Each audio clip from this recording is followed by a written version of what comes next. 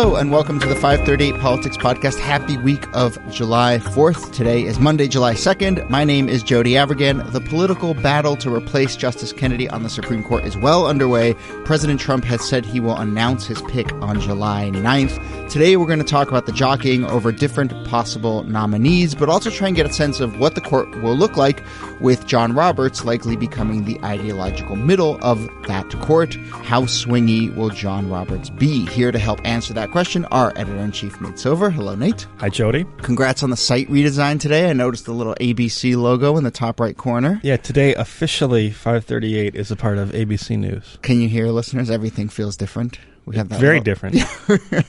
We do have that little logo on the top right. That's nice. Here with us, as always, senior politics writer Claire Malone, senior ABC News politics writer Claire Malone, I guess. Hi, Claire. Hi, Jody. And joining us on the phone is 538 contributor and Supreme Court expert Amelia Thompson DeVoe, who was with us when we did that emergency podcast after the Kennedy news broke last week and is here to talk a little bit more about where we stand. Hello, Amelia. Welcome back. Thanks so much. Happy to be here. So in addition to the Supreme Court today, we're going to talk about a piece that Claire wrote about Senator Doug Jones of Alabama. He was elected, as you remember, under unconventional circumstances, but we're going to look at exactly who he is and his place in American politics. In particular, is there still a place for moderates like Jones in American politics? But let's begin with the Supreme Court. Battle lines are being drawn, a lot of them around some of the issues you'd expect, like Roe v. Wade, and a lot of them around some of the confirmation votes you'd expect, like that of Susan Collins from Maine. But Amelia, you want to jump in and just maybe tell us what's happened since last Wednesday? What kind of jockeying is underway as you see it? Yeah, Trump has been working off of this list that he first circulated sort of late in the 2016 campaign and then has been updating, that is essentially a list of 25 or so possibilities for the Supreme Court. And he compiled that with the help of two conservative organizations, the Federalist Society, which is a conservative legal organization, and then the Heritage Foundation, which is a very influential conservative think tank. And so what's happened over the past week is that Trump first said he would be picking someone off of this list, and then he's now saying he's winnowed it down a little bit more, and there's been talk that perhaps appointing a woman is important. We can talk a little more about the strategic reasons for why they might be interested in doing that, why Trump might want to do that. Then there's also sort of been the question of how far they want to go to the right and whether some of these people might spark tougher or less tough confirmation battles. And it's still not entirely clear which folks are on the short list, but we have a pretty good sense. So what is the range of that list? I mean, how wide of a spectrum is there in terms of the names on that Federalist Society list? It varies a bit, and, it can be a little hard to tell exactly where these people fall ideologically because many of them are appellate judges currently, and so you can look at where they voted on issues, how they've fallen in the past, but those lower court judges are, sort of bound by the Supreme Court and bound by past precedent in the way that the Supreme Court is not. So it can be a little bit difficult to read the tea leaves. There are also some of these folks that just haven't heard, for example, cases that would give us much of a sense of how they'd rule on Roe versus Wade. But there are a few people who might spark more contentious debates during their confirmation hearings than others, and one in particular is a woman called Amy Coney Barrett, who was just appointed to the Seventh Circuit. She was, until then, a Notre Dame law professor. She had her own little media moment with Dianne Feinstein. Yeah. Dianne Feinstein, kind of attacked her. Yeah, kind of crossed a line. Barrett is a law professor at Notre Dame and is a Catholic, and in Feinstein's sort of questioning of her, basically, Amelia, please correct me if I'm wrong, but Feinstein said to this woman, it seems like dogma is very important, sort of implying that Barrett's Catholicism would get in the way of her jurisprudence, which people took umbrage with. Let's say that.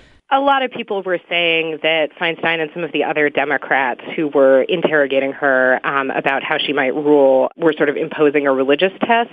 And it's a little bit more complicated. One of the things when you appoint someone who's been a law professor for a long time is they have more of a paper trail than someone who's been a judge for a long time. And Barrett had written an article in the 90s sort of kind of teasing out how Catholic judges might rule on issues where there are church teachings that might, contradict American law. The death penalty was the one that they were engaging with. And so Feinstein was basically saying, you've clearly thought about this. Is your perspective on Roe v. Wade in particular going to be influenced by your Catholic beliefs? I'll also say this didn't come up during her confirmation hearing, but in subsequent coverage, Barrett's affiliation with a religious group called People of Praise has gotten some attention. And Claire, you mentioned she's a Catholic, and that's true, but she's affiliated with this definitely a unique group. They're kind of Catholic Pentecostals,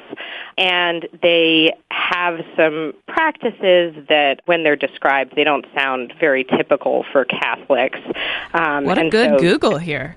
Yeah. Wikipedia calls it an independent Christian charismatic covenant community. Charismatic? CCC. So that tells you everything you need to know, right? Oh, it's an independent Christian We're a quadruple C organization. Independent organization. It's a really helpful clarification. How many times have those 5 words at the beginning of the Wikipedia entry been edited over the years? It's probably a very contentious framing. Okay, let's talk a little bit about some of the issues and the battle lines, as I mentioned. Claire, do you want to talk a little bit about Susan Collins, who was in the news for a number of things over the weekend? Yeah, I think Susan Collins, who is a moderate Republican, is actually sort of emblematic of the moderate Republicans in the Senate. Collins is a pro-choice Republican, along with fellow woman and Republican Lisa Murkowski, who is also a senator. And they are sort of in the same boat, along with a few other moderate Democratic senators, 3 of whom voted for Gorsuch, which would be Manchin, Heitkamp, and Donnelly. So those are the 3 Democrats who have voted for Gorsuch. And then we've now got Doug Jones in the Senate, who is also a moderate. So anyway, there's a little bit of a cabal of moderates who might vote for Trump's nominee and might not. But Collins has gotten the most attention because she's been very vocal in the last couple of days, going on news programs to basically say that she could have a problem with a nominee who's hostile to Roe. And I think in the wake of Kennedy's resignation announcement, so much of the news focus has been on whether or not Roe v. Wade would be in danger with a new judge on the court in cases going down over the years. So Collins has kind of, in some ways I think it's an interesting opening gambit. She's asserting her power as a moderate with the Republican caucus. Who knows? She might still vote for a nominee that's still far right, but I think it's a bit of a kind of negotiating tactic with her caucus. So, Amelia, this list of names, would a list that's vetted by the Federalist Society include any names of people who would not be opposed to Roe?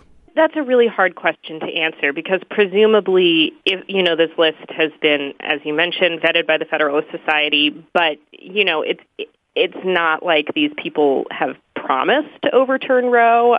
It's really hard to know, a lot of them, exactly what they think about overturning Roe and what the circumstances would be. I mean, certainly I think we can assume that these are solidly pro-life folks who would, at the very least, be in favor of letting a lot of these abortion restrictions that we've seen in the states go unchecked. And I think, it's a fairly safe assumption that they would vote to overturn Roe if given the opportunity, but a lot of them haven't said that in so many words, and they're certainly not going to say that during a confirmation hearing. Which is pretty common for judicial nominees, right, Amelia? It's incredibly common. Yeah. And I mean, what Collins has been saying about wanting a nominee who respects precedent, I mean, that's just That's such a generic thing to say. It's not like you're going to get an appellate judge who says, "Oh yes, I am all about overturning precedent. I hate precedent." I feel like it's a little bit of an out for her because no one's going to say they're opposed to Roe. No one's going to say they want to overturn precedent. They're all going to do what Gorsuch did and say Roe is the law of the land and I respect precedent, and then they could get on the Supreme Court and overturn Roe. Nate, how far to the right or, radical, if you want to use that term, could a nominee be before we start to really think that this nominee is in jeopardy of not getting approved? I don't Confirmed, sorry. I mean, look, every Republican senator, as well as I think it was two or three Democrats, voted for Gorsuch. Mm-hmm. 3.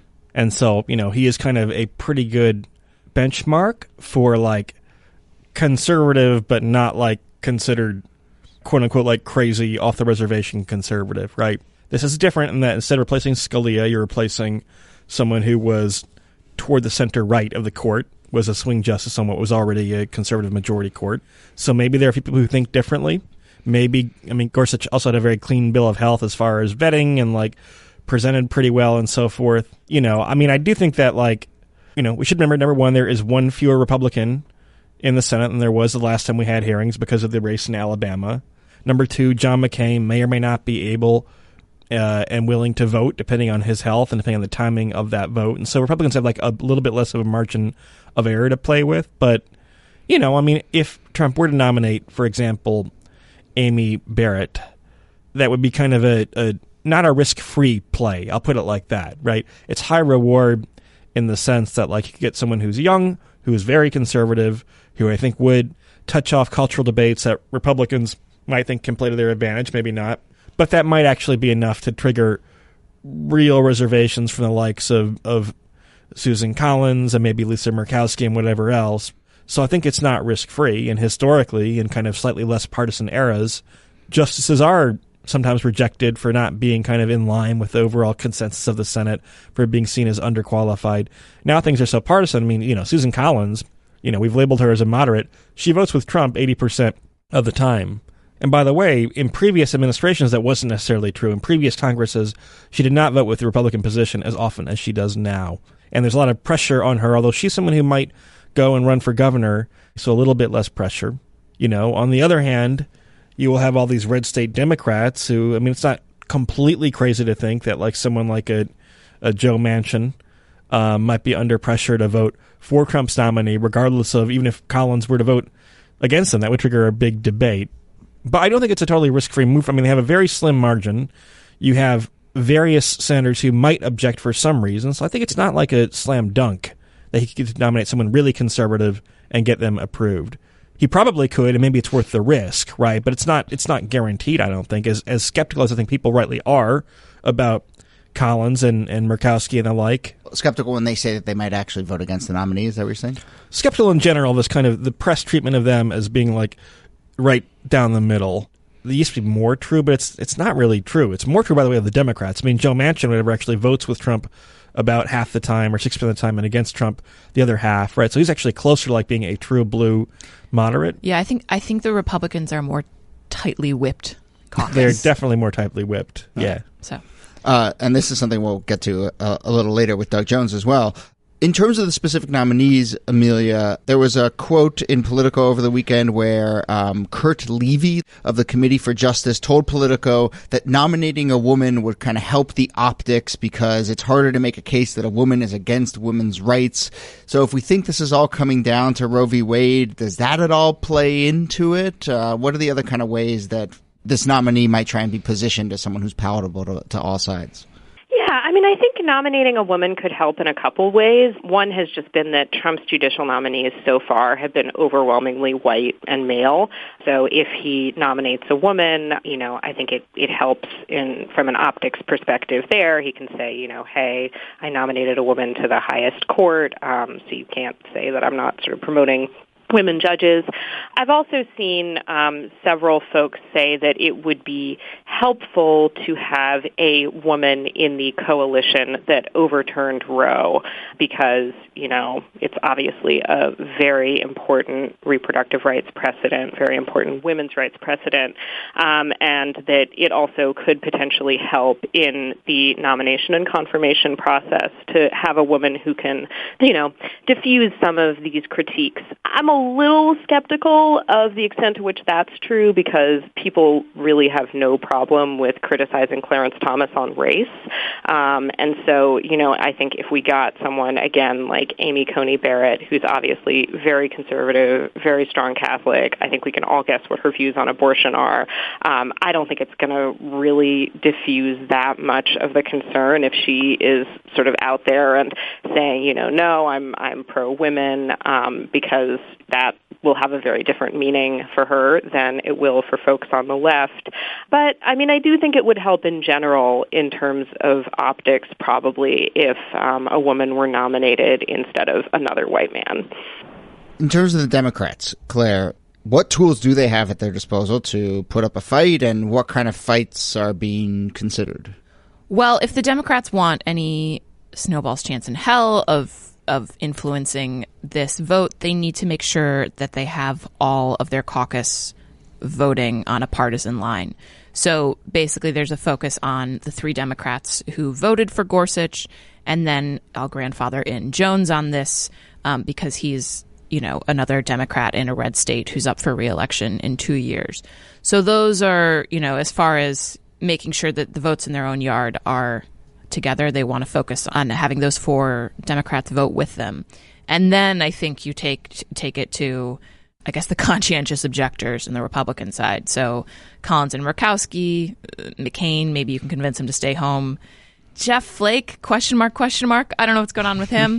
That's applied to everything for the last 6 months. Yeah. Jeff Flake would be I don't think he would vote against this nominee, but, he's, again, a conscientious objector. And I think that's about it. But it really does start in in the Democrats' backyard by making sure that they get their caucus to vote uniformly. Okay, let's move on and talk a little bit about Justice Roberts specifically and what the new court would look like. But first, let me tell you that today's podcast is brought to you by Bespoke Post. Bespoke Post delivers a monthly themed box of awesome. It's full of great stuff to upgrade your style, apartment, and life. You pick a theme, style, grooming, cooking, drinking, or travel, and Bespoke Post sends a new box every month that you're guaranteed to dig. Bespoke Post scouts out quality and unique products around the world, delivering them to you every month without high retail markups. To get started, you just visit boxofawesome.com and answer a few short questions that will help them get a feel for the boxes that'll go best with your style. Whether you're in search of the perfect drink, a well-kept pad, or jet setting in style, Bespoke Post helps you get there, improving your life one box at a time. Each box goes for under $50, but has more than $70 worth of unique gear waiting inside for you. Lots of opportunities for arbitrage. That's not part of the official talking points, but I'm just saying you could pull that off. On the first of each month, you'll receive an email with your box for details. You have 5 days to change colors or sizes. If you're not feeling that month's box, then you can simply skip it. To receive 20% off your first subscription box, go to boxofawesome.com and enter the promo code POLITICS at checkout. That's boxofawesome.com. Use the promo code POLITICS. All right, back to the Supreme Court, back to Justice John Roberts. He is the Chief Justice and will now likely be the ideological middle of the court. Amelia, help contextualize that. Where did Roberts come from? Where does he stand on the court now? And where would he potentially end up after a new justice is picked? Roberts is a Bush appointee, a George W. Bush appointee, and he was presented as a kind of mainstream conservative pick who, perhaps is more in favor of judicial restraint, the idea that sort of courts shouldn't be out there striking down a lot of laws and should sort of have their decisions be as narrow as possible. But he positioned himself kind of as a straight shooter, someone who's just really committed to having the law be a sort of neutral arbiter. He had that famous quote where he said that he's just calling balls and strikes. And over the past 10 or so years that he's been the Chief Justice, he's been consistently conservative, but he hasn't always been as conservative as folks on the right have wanted. And I think the decision for the ACA, where he went with the liberals in upholding the Affordable Care Act, was really a moment where a lot of conservatives felt betrayed by him.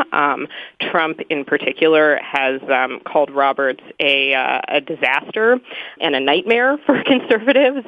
And if you look at where he's been moving in terms of his ideology, he has had some more liberal opinions. He's sort of been moving left overall, but it's hard to say how much of that is really Roberts changing ideologically and how much of that is sort of his attempt to protect the institutional integrity of the court and really try to make the court seem above politics, which is something that is very important to him personally. Amelia, do you think he would feel that same institutional fervor if he were just an associate justice and not the chief? Or do you think a lot of this line of thinking of really an emphasis on judicial restraint comes because he is the chief? I think some of it is just his views personally. I think personally he really prefers to have a more restrained outlook. But certainly when you're the Chief Justice, you're concerned with the decisions that will be attached to your era on the court in a way that you really don't have to be when you're an associate justice. So I think it's a little bit of both. Yeah. If our premise here is that the ideological middle of the court, and maybe we can talk about whether that is the same as saying the swing vote on the court is going to shift from Kennedy to Roberts. What are the main differences between Kennedy and Roberts? I mean, Roberts dissented in the gay rights decisions when Kennedy went for the liberals, and Roberts' dissent in the Obergefell decision, which legalized gay marriages, was really scathing. He was really unhappy about that decision. I mean, he certainly hasn't voted for abortion rights.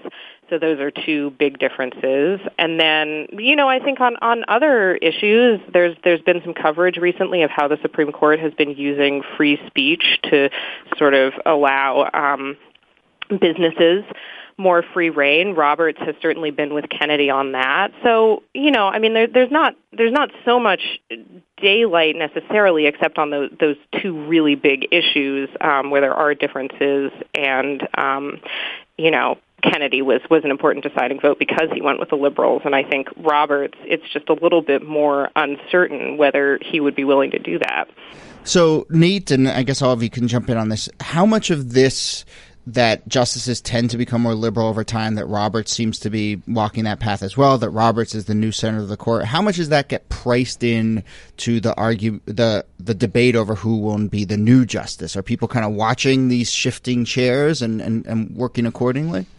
I mean, I don't think that Susan Collins is looking at, what are they called? Martin Quinn scores or Parker. Yeah. I don't think she's has a macro on her computer to assess the effect of different judges. I mean, look, there is some debate about it's not just about the median justice, because sometimes people are a little bit more heterodox because in terms of which cases they took up, in terms of how would Roberts as the Chief Justice try to position himself and try and position the way people view the court, and that could kind of cut both ways a little bit. But yeah, I mean, obviously the fact that you are replacing someone who would produce probably a pretty big ideological shift is relevant, and it's well timed for Republicans in the sense that they currently have both the presidency and they have a thin majority in the Senate. Well, I think Susan Collins said something over the weekend where she said, I support someone who respects precedent, and Roe is an important precedent, but then also I don't think that Gorsuch or Roberts would vote to overturn Roe anyway. So, I mean, I think she at least seems to be thinking about the current composition of the court. I don't know why she would think that Gorsuch wouldn't vote to overturn it. I mean, there are reasons why Roberts might not, even though he is personally seems pretty anti-abortion. I mean, to me, that's her getting political cover in some ways, to say right. I'll vote for a pretty conservative nominee because I'm saying publicly I believe. I think pretty much Gorsuch is the surprising one there, where she says I believe Gorsuch won't vote to change precedent.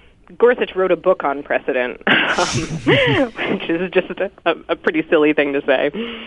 No, but it did make a lot of news. It is pretty striking for her to kind of game out her thinking in specific ways that way.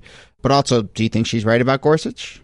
I don't think we really know much more about how Gorsuch would vote on a case that would potentially overturn Roe than we did a year ago, just because the one big abortion case that they've heard, he didn't write the majority opinion. So, I mean, I don't see any reason why he wouldn't vote to overturn Roe, but I just don't think we have any more information than we did, I think she's taking some of the heat off herself because there's been so much talk about her as a swing vote, moderates as a swing vote, and whether or not Roe is endangered. And I think it's sort of like a self-interested planting.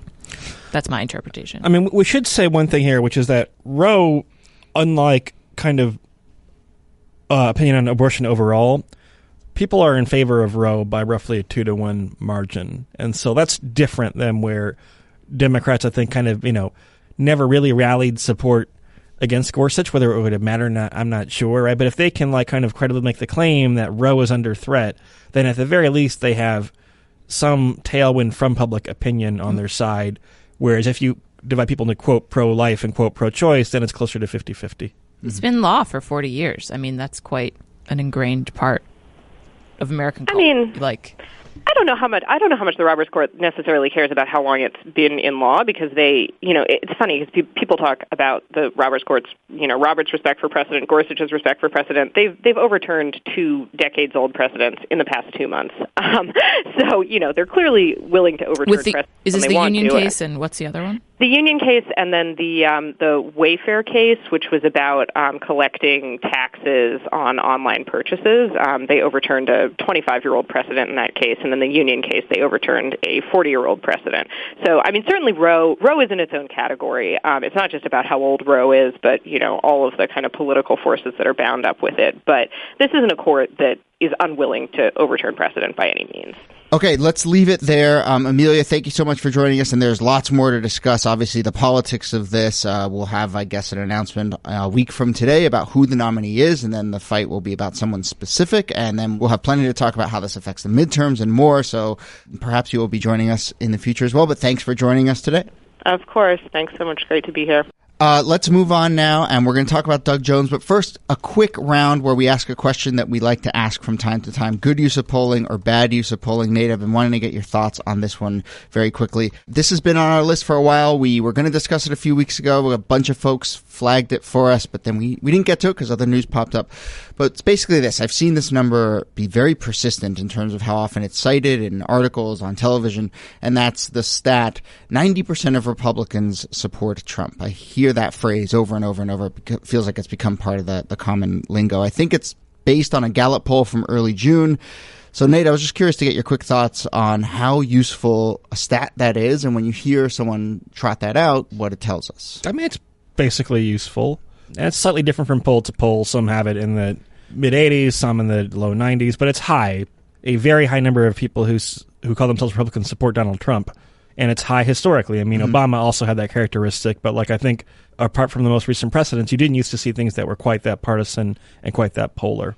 The problem is you're kind of selecting on the dependent variable, yes. Right? You're a Republican because you support Trump and not the other way, or, well, it depends actually, right? It's a big debate, but they're very tied together. And so, are the overall number of Republicans decreasing in the electorate? There's been some evidence that that has declined a little bit, and that the former Republicans who no longer are Republicans are people who don't support Trump by and large. So in theory, you want a universe of all people who were Republicans at a fixed point in time, how many support Trump might be a more useful measure, for example. Yes, and that's exactly why I brought this up, and a number of people flagged it for us that, is it incumbent upon someone when they offer that stat to then contextualize it in terms of, how many people are identifying as Republicans? Well, I mean, if it were incumbent on people who are writing about politics or speaking about politics to provide context, then, 538 might not exist. If there was some law, you actually had to provide proper fucking context when you were we'd have nothing to rail about. We have nothing to write about. So, So very briefly, I mean, you kind of hinted at it, but what Trump support metrics do you feel are most useful? If you were on television, you had to say this is where Trump's... The overall approval rating. Yeah. I mean, I know. I think in general, there's also a certain element of unskewing the polls that tends to occur where people try to affect the partisan makeup of the poll. The point is that partisan makeup is not fixed. People go back and forth in how they identify politically on a fairly regular basis, And so, so I just in general think that like partisan ID is not that interesting a category of discussion for polling analysis. Okay, that concludes a very brief round of goodies of polling, baddies of polling, stuck in the middle of the show, not at the top of the show as we usually do it. But we're going to move on and we're going to talk about Doug Jones and whether there is a home for moderates in Washington anymore. But first, let me tell you that today's podcast is brought to you by SeatGeek. Buying tickets can be complicated and confusing, but there is a better way to buy with SeatGeek. SeatGeek is the smartest, easiest way to get tickets to every type of live event, whether you're searching for a last-minute deal, planning a night out with friends, or you need to find a perfect gift. SeatGeek helps you find the best seats at the best prices, fully guaranteed. There's nothing quite like being there in person, and SeatGeek will get you closer to the action for a great value. SeatGeek is designed to make your ticket buying experience easier than ever. It saves you time and money by searching multiple ticket sites to compare prices and find that amazing deal. And you get the most bang for your buck. They grade every ticket based on value and help you immediately identify the best seats that fit your budget. Every purchase is fully guaranteed. You can shop for tickets on SeatGeek with confidence. Make SeatGeek your go-to app for finding the best deals for every type of ticket, from sports and concerts to comedy and theater. And right now you can get $20 off your first SeatGeek purchase. Just download the SeatGeek app and enter the promo code 538. That's 538, the numbers. That's promo code 538 for $20 off your first SeatGeek purchase. Today's podcast is also brought to you by Quip toothbrushes. The truth is that most of us, I'm sorry to break it to you, are brushing our teeth wrong. Not for long enough, and we forget to change our brush on time. That's because most brands focus on selling flashy gimmicks rather than better brushing, but not Quip. What makes Quip different is that it's an electric toothbrush that is a fraction of the cost of bulkier brushes while still packing just the right amount of vibrations to help clean your teeth. Quip's built-in timer helps you clean for the dentist recommended 2 minutes with guiding pulses that remind you when to switch sides. You're brushing on one side, brush, brush, brush, brush, brush. Then it buzzes and you start to switch to the other side, brush, brush, brush, brush, and that happens 4 times and you get all 4 quadrants of your mouth. Next, Quip's subscription plans are for your health, not just for convenience. They deliver new brush heads on a dentist recommended schedule every 3 months for just $5, including free shipping worldwide. Quip is backed by a network of over 20,000 dentists and hygienists, and hundreds of thousands of happy brushers use Quip every day. Quip starts at just $25, and if you go to getquip.com/538, again, just the numbers, getquip.com/538, you will get your first refill pack for free. getquip.com/538. Go get it. All right, we're back, and for the remainder of the show, we're going to focus on a disappearing breed in Congress, moderates. Claire spent some time with the Senate's most recent moderate addition. He's already been mentioned a few times in the show, Doug Jones of Alabama. She got to see firsthand how he's trying to maintain and bolster a more moderate coalition. But what is the outlook for moderates at the moment? Claire, Doug Jones, there was a lot of focus not on his moderation during his race, but kind of what lane is he trying to find for himself in Congress now? What'd you learn? Well, I think most of the focus of Doug Jones during his election was basically that he wasn't Roy Moore, who was the Republican who was accused of child molestation. So Jones was elected with an interesting coalition of, if you kind of break it down in blunt terms, a core of Black Democrats who turned out for Jones in a special election at rates that they turned out for during presidential elections for Barack Obama, who's obviously the first Black president. But then Jones also won a lot of Republicans and independents who were, I think, disillusioned with the Roy Moore pick. And now he finds himself in this interesting place in the Senate where he's trying to balance those two groups, Republicans and a base of Democrats. And I will say that, most Alabama Republicans are white, so he's also balancing a racial coalition.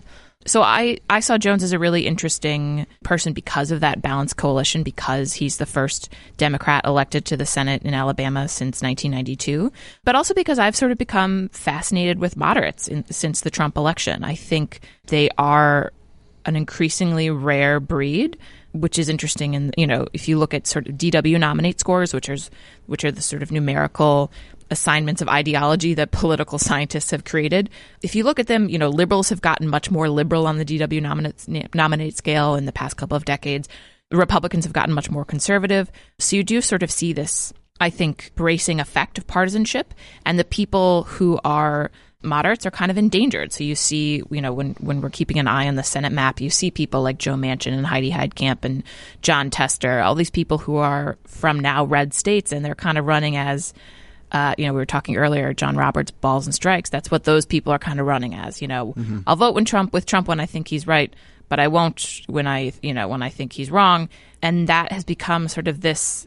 Moderates are radicals. The radical moderate is kind of the new thing. And it sounds funny, but I actually think it's true. So Jones was a good encapsulation of that for me. So does Jones's moderation, is that a reflection of the coalition that you just laid out, or is it something about him, temperamentally? Well, I want to clarify. I mean, Jones in a lot of ways is kind of a classic liberal. He's pro-choice, which was, if you're going to look at his, I guess, most controversial views in that election, that was one of them. He also stood up for transgender rights when he was asked during that election. But he's also a Second Amendment person, which I think comes a lot with the culture of the South. So I would say he's a liberal in a lot of sort of predictable ways, but I would call him almost a stylistic moderate, which is that he seems to not play. And again, this might be, I think, a product of the way Southern politics is practiced, or the way that you have to exist as a person with more liberal positions in a more Republican-dominated atmosphere. But he's just kind of like he's not a spitting fire kind of politician. He's not going to come out and say he wants to ban ICE. He's not going to come out and say anything super inflammatory. He sort of has this. If I could, crystallize his political position in any way, it wouldn't necessarily be on issues. It would be about his self-presentation and the way he talks a lot about. He's on listening tours, listening to Republicans and Democrats. And so a lot of what the piece is about just what it's like to be that Democrat who's basically running for a re-election in 2 years, and what kind of the Southern politics looks like when you're a Democrat in trying to gradually push out your Democratic views in an atmosphere where a lot of people are kind of coming at you about Obamacare and things like that. So a lot of it is Jones, I would call almost like a stylistic moderate more than anything. Nate, is there a home for stylistic moderates like that elsewhere in the country? Are there lessons from Jones's victory? I mean, I'm not sure how much it matters if you're a stylistic moderate if you're not an actual moderate. What do you mean by that? I mean, I think we live in an environment now where kind of all politics is national, and all politics is partisan, and that people have access to a lot more information about how people vote. And a lot of the Democrats who voted for Obamacare in 2009, 2010 could try to justify it on the basis of like their constituency, or tried to come across as quite, Mary Landrieu and who was the guy from Arkansas? Mark Pryor. Oh, yeah. Yeah. All these people, right? And it doesn't necessarily matter. I think it's an interesting point. When I talked to the Alabama State Republican chair, I mean, she basically said what Nate is saying here, which is, listen, we're not worried about Jones getting reelected because we've got his votes to go on, and we're going to let people know about them. And she said something like, you can't be in the middle of the road. You're going to get run over. You got to pick a left or right lane. And I think you're going to see Jones over the next couple of years be increasingly faced with those votes that could come back at him in a TV commercial. He voted to confirm Mike Pompeo for Secretary of State, for instance, but voted against Gina Haspel. I think his Supreme Court vote will have a lot of emphasis on it, given how much the Gorsuch vote was used by conservative groups to sort of gin up support. And you're already seeing TV commercial campaigns for the incoming, yet to be named judicial nominee for Trump. So that's going to be that is going to be a highly publicized vote for him. So I think you're right, Nate, that it is a lot of this does also have to do with kind of the sports team aspect of it. Who'd you vote for? Did you vote with us or vote against us? I mean, there are a few. Manchin's been able to pull it off a little bit, and Collins maybe. In a way, Chuck Grassley in Iowa, who is not a moderate, it's quite conservative, but has been very popular in Iowa for many years. So there are people who just have enough talent or kind of read on, I guess, the style of their district and the mood of their district, and being kind of cut from the cloth of that district. And so I'm not saying it doesn't have an effect, right? But you do need to have considerably above average political talent, right? If you're Mark Pryor in Arkansas and you were just a very kind of league average, or Blanche Lincoln, the other Arkansas Democrat, just a very average politician who goes from a state that used to be kind of fairly blue and now becomes very red, right? That's hard to survive. But, Manchin does have a lot of political talent. Yeah, I mean, Manchin and Jones obviously come from very demographically different states, but I would say, I mean, if Jones won on a black and independent or moderate Republican coalition, he might have a hard time replicating that in a year when the president is on the ballot. And so I think a lot of, his work is to really strengthen his ties in the black community, but he's also been doing a lot of, he's trying to focus a lot on sort of rural issues, rural healthcare, things like that, with the hope, I think, to turn out those kind of Obama-Trump voters. And it has echoes, which, Manchin obviously is in a very rural state, so that's also a tactic of his.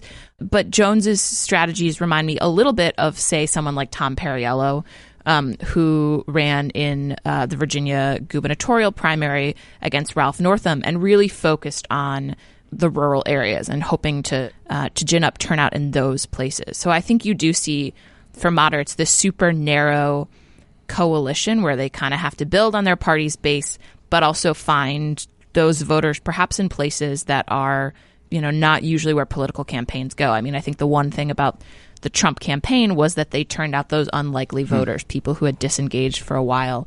And now, I mean, the hard thing for Democrats is those more disengaged voters maybe were engaged by Trump, and so you have to do a little bit more work to get them around to your side. One thing that does help, it helps to be from a smaller and more homogenous state. Sure. If you're from a big diverse state, well, it kind of all averages out, right? And therefore, it's hard for you to deviate very much from like what the median voter in your state would think, right?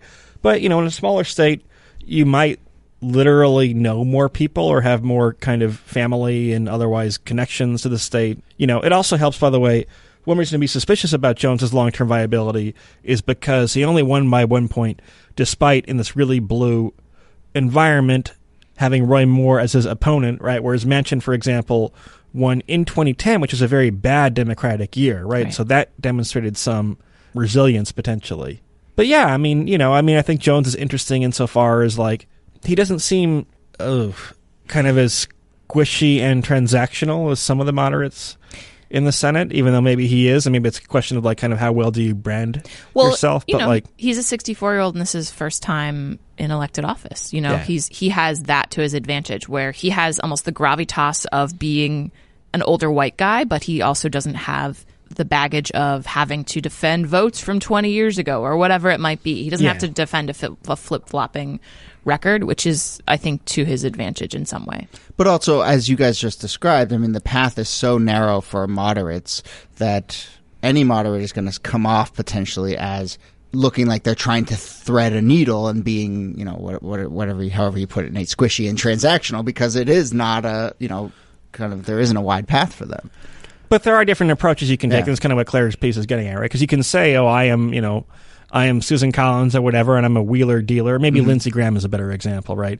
My name is Lindsey Graham, and I'm a wheeler dealer, and I try to, extract concessions and reach compromise is one approach, right? Versus saying, here are my kind of heartfelt positions, and I happen to be a moderate person by nature, but not always. Sometimes I have things like abortion where like actually I am quite left of center and that's part of who I am, and whether you like that or not, then I'm true to myself, right? Maybe you can say each one is cynical in its own way, but Jones is going more for that latter, I think. I'm trying to think now of, I think that wheeler dealer personality is a good point, and I think most of the most of the Senate moderates who have endangered seats, Democrats who have endangered seats because they live in Trump states, most of them take on that personality. I would say Tester, for instance, is an exception to that. He's voted against a ton of Trump nominees. He also, he's like, maybe he has, to your point, an advantage because he lives in this homogenous state. He's, Farmer Tester. Like, people think of him in a certain way. I think, I don't know, Claire McCaskill is another interesting, she has bad candidates. She's had the fortune of having, and that's the thing about the Senate, is you have a bad candidate and you're elected for 6 years. In Jones's case, it's 4 years because the term was abbreviated. 3.5 years, I should say, actually. But bad candidates can help a lot, but there's a reason why I think we don't have our Senate model up yet, but a lot of political observers would rate Claire McCaskill as being more vulnerable than Tester, even though Tester has been more liberal in his voting record, I believe, according to us at least. Because to me, she's always more in the news about things, and I think that puts her in a public eye, perhaps as less of a people think of her less as a wheeler dealer type, if that makes sense. So we should develop a wheeler dealer score and see if it scans.